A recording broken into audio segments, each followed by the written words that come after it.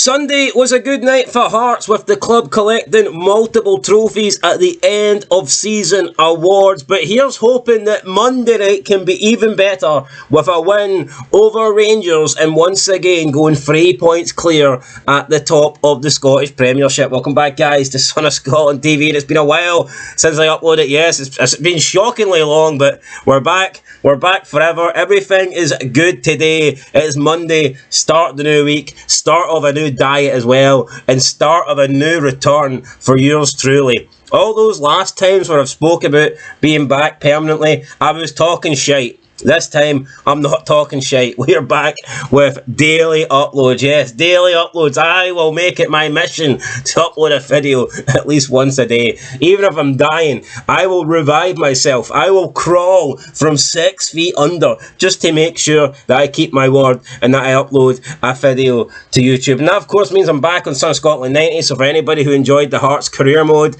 you know what? I think with everything that's happened this season, with the new players, the new signings, the new updates, the new ratings for specific teams, I think it is only fair that, yes, we start a new career mode. So that's going to be happening on Son of Scotland 90. Make sure you go subscribe to that if you haven't already. But yes, last night was a big night for Hearts, with Claudio Braga picking up the PFA Scotland Premiership Player of the Year. A well-deserved win, in my opinion, for Claudio Braga. And in the managerial category, there was a double for Hearts. Yes, they picked up a double with Derek McInnes. Derek McInnes, the man that's sitting top of the league right now with Hearts. Derek McInnes, the guy that's about to end 40 years of Old Firm dominance. Derek McInnes, yes, that man right there, that beautiful man there, that big grey fox. He won the Manager of the Year in the Scottish Premiership.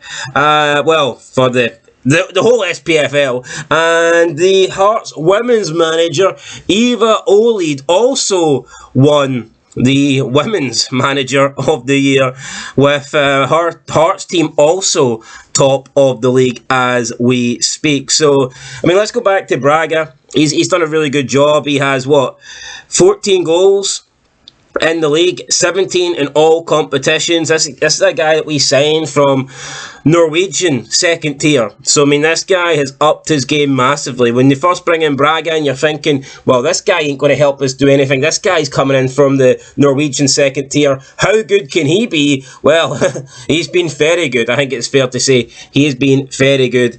And, yeah, I mean, don't get me wrong, competition I think was tough. Lawrence Shankland was also nominated, and I think that Shankland probably just wasn't going to win it due to the period that he had out injured. I think that just went against him. Who's to say that if Shankland wasn't injured for those 2 months, he might have had another 5 or 6 goals, and that could have been enough to win him the award. But, you know, coulda, woulda, shoulda. We don't know how that would have played out.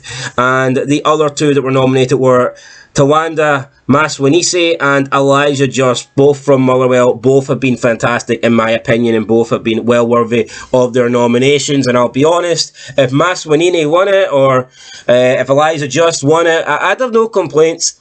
I do think Braga is a worthy winner, but if he didn't win it and it went to one of those 2, I'd have no complaints. I'd probably say Shankland probably is 4th out of the 4 that were nominated, but that's mainly down to the time he was out injured. As for the Manager of the Year, I think it'd be hard not to give it to McInnes. People are saying you can't give it to McInnes. He hasn't won the league yet. No, he hasn't. But no matter what happens, he is going to run the league winners close. Even if Hearts don't win the league, it is going to be very close. It will probably go down to the final day. And again, it's been Old Firm dominance for 40 years. People need to understand that. People need to realise that. The fact that this Hearts team has been leading the league for 25 weeks, I think it's 26 now, actually. I mean, I need to add them up. But, I mean, the fact that Hearts have done that for so long, they deserve a lot of credit. Derek McInnes deserves a lot of credit. He's not in an equal fight against Celtic and Rangers. People need to remember that as well. You know, this is a team that has got like a fraction of the budget. And there's a reason why no team has won the league in the last 40 years. And there's a reason why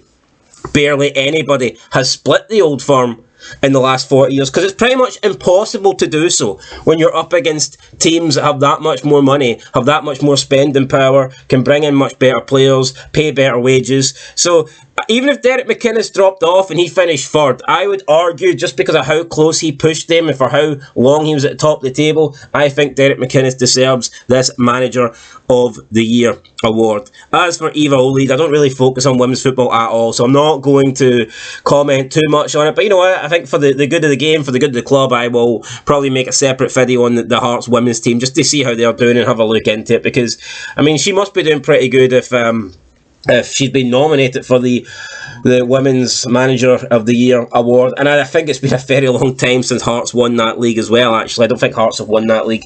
Pretty sure they haven't won it at least a century. So, yeah, I don't know. I don't really know. I don't really follow it. But what I do know is we've got a big match tonight. It is Rangers versus Hearts at Tynecastle. I mean, win, lose or draw, Hearts will remain top of the table unless it's an absolute thrashing, which would be a disaster.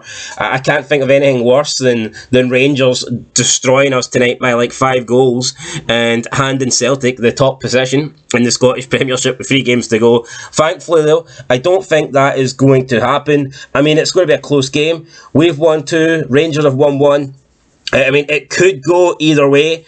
I don't think there was that much in it in the last game at Ibrox. I know they beat us 4-2 and they claimed that they destroyed us and whatnot. I think Rangers were the better team and I think Rangers deserved the win, but I don't think it was a destruction. And like some people have made it as if, wow, Rangers, wiped the floor with you. It's like, well, not really. I mean, it was 3-2 up until essentially injury time and Hearts were pushing and got caught. That can happen, but I think that pretty much most of the games this season, I mean probably all the games this season, if I can remember correctly, between Rangers and Hearts have been close, and I think this one could be close again. I do think it's important for Hearts that they at least pick up a point. I don't think a draw would be the worst result ever, because it would move them clear of Celtic and it would keep the goal difference intact, but I do think I think a draw is what we should be aiming for, not necessarily because of Celtic. I just think a draw is a good result because it keeps Rangers at arm's length. It keeps Rangers 4 points behind. And then, effectively, I think the last 3 games, we can just worry about Celtic and we can take care of them. But if we beat Rangers, then all of a sudden, it really goes back into being a 3-horse race. It'll be so tight at the top, literally anybody can win it. So, I think that a draw is important for Hearts, just to at least try and keep Rangers at arm's length. And then, because if we can draw with Rangers, then next week we know 100% who we want to win that Old Firm derby. We'll be supporting Rangers all the way. However, if Rangers beat us this week, then it kind of changes going into next week. It's like we're sitting with that Old Firm derby, and to be honest, the only result that we really want would be a draw, because a win for either team would either put them still hot on our heels or put them in front of us. So, yeah, I mean, it's a big game today. Very important that we do not lose it. A win would obviously be fantastic, but I would take a draw right now.